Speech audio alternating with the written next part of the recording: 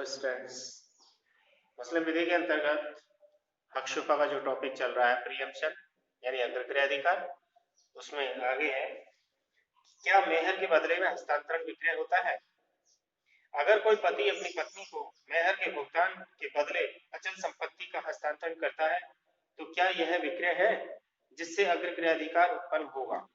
इस संबंध में न्यायालयों में मतभेद है। इलाहाबाद उच्च न्यायालय के अनुसार गुलाम अब्बास बनाम रजिया बेगम यह 1951 इलाहाबाद, इस केस में तय किया गया कि मेहर के बदले में संपत्ति का हस्तांतरण विक्रय है।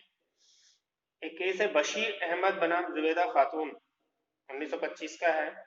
इस केस में लखनऊ उच्च न्यायालय ने यह फैसला किया कि यह व्यवहार हिबाबिल एवज पति द्वारा पत्नी को संपत्ति का दान तथा पत्नी द्वारा पति को अपने मेहर ऋण का दान, इसमें अग्रक्रियाधिकार उद्भव नहीं होगा। फैजी भी लखनऊ हाईकोर्ट के मत से सहमत है। अब है अग्रक्रिया अधिकार की प्रकृति या नेचर। सबसे पहले अग्रक्रिया अधिकार एक अधिमानी अधिकार। अग्रक्रिया अधिकार या शुफा का अधिकार एक अधिमानी अधिकार है क्योंकि इसमें अचल संपत्ति के स्वामी को अन्य अचल संपत्ति पर क्रेता की जगह अधिमान्यता दी जाती है। क्रेता बाद में तथा शफी पहले होता है। अग्रक्रय की विधि अचल संपत्ति के स्वामी के अंतरण के अधिकार पर परिसीमा या अयोग्यता लगाती है कि स्वामी अपने विक्रय के अधिकार का स्वतंत्रता पूर्वक उपयोग नहीं कर सकता है। सह अंशधारी अपना भाग पहले दूसरे सह अंशधारी को बेचने का प्रस्ताव करेगा तथा उसके इनकार करने पर ही वह अपने भाग को दूसरे व्यक्ति को बेच सकता है। यही नियम पड़ोसियों पर भी लागू होता है।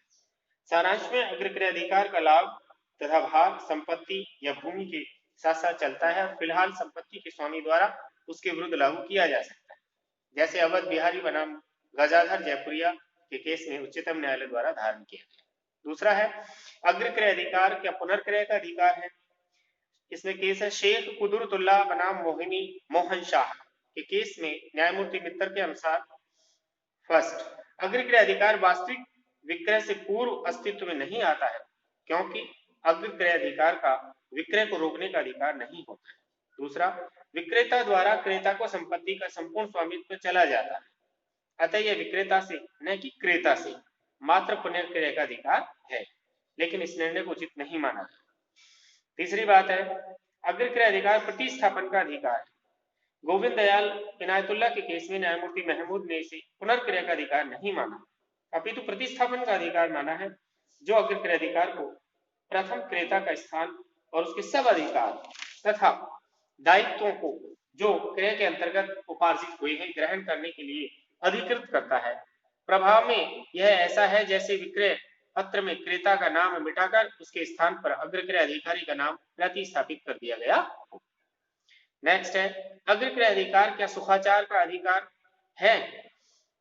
गोविंद दयाल वर्सेस इनायतुल्लाह के केस में टिप्पणी करते हुए कहा गया है कि सुखाचार के समान ही अग्रक्रय अधिकार का अधिकार भूमि के साथ साथ चलता है और सुखाचारी के समान ही अग्रक्रय अधिकार को क्षति पहुंचने से वाद कारण के उद्भव होने से पहले उसका अस्तित्व रहता है।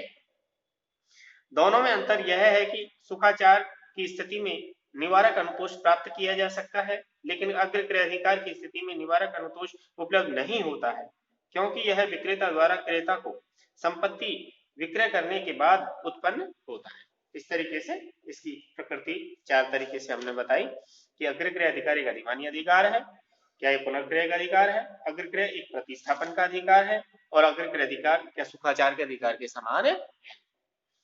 अब है अग्रक्रय अधिकार या शुफा की विधि का लागू होना। भारत में कौन कौन से तरीके हैं जिनके माध्यम से शुफा की विधि लागू होती है। भारत में अग्रक्रय की विधि का प्रयोग निम्नलिखित चार आधारों पर आधारित है, जैसा कि प्रिवी काउंसिल ने दिगंबर सिंह बनाम अहमद 1914 के केस में बताया। पहला, अधिनियम। यदि अग्रक्रय के बारे में कोई विशेष अधिनियम लागू हो तो शुफा के दावे उससे शासित होंगे। जैसे पंजाब में पंजाब अग्रक्रय अधिनियम 1913 और आगरा में आगरा अग्रक्रय अधिनियम 1922, अवध अग्रक्रय अधिनियम 1896, भोपाल अग्रक्रय अधिनियम 1931, राजस्थान अग्रक्रय अधिनियम 1956। इन भागों में अग्रक्रय विधि विधान के अंतर्गत हिंदू और मुसलमान दोनों पर समान रूप से लागू होती है। दूसरा है रूढ़ी। अधिनियम के अभाव में रूढ़ी के आधार पर शुफा का दावा किया जा सकता है। उदाहरण है खानदेश, कोलाबा, देहली, अहमदाबाद तथा मालवार में शुफा की विधि रूढ़ियों के आधार पर लागू की जाती है। रूढ़ियां हिंदू और मुसलमान सभी पर लागू होती हैं। रूढ़ी तभी लागू होती है जब वो प्रमाणित हो जाती है। तीसरा संविदा, यदि अग्रक्रय का सृजन करने वाली कोई संविदा है तो संविदा के अंतर्गत ऐसे अधिकार की मांग की जा सकती है। दो विभिन्न धर्मों के व्यक्ति भी संविदा कर सकते हैं तथा वहां संविदा की शर्तें लागू होंगी न कि अग्रक्रय। मुस्लिम विधि, दिगंबर सिंह बनाम अहमद के बाद में बताया गया कि गांवों के भागीदारों के बीच अग्रक्रय अधिकार संविदा द्वारा सृजित किया गया। नेक्स्ट है मुस्लिम विधि, जहां कोई विशेष अधिनियम या रूढ़ी न हो और विक्रेता और शफी मुसलमान हो तो न्याय साम्य और सुआत्मा के आधार पर मुस्लिम विधि लागू होगी। न्याय साम्य सुआत्मा के आधार पर शुफा की विधि भारत के सभी मुसलमानों पर लागू है, परंतु मद्रास उच्च न्यायालय ने शुफा की मुस्लिम विधि को न्याय साम्य सुआत्मा के विरुद्ध माना है, क्योंकि यह संपत्ति के हस्तांतरण पर प्रतिबंध है लगाती है। इस तरीके से ये शुफा किन किन तरीकों से लागू हो सकता है भारत में, अधिनियम द्वारा, रूढ़ी द्वारा और संविदा द्वारा तथा मुस्लिम विधि के द्वारा। Thank you.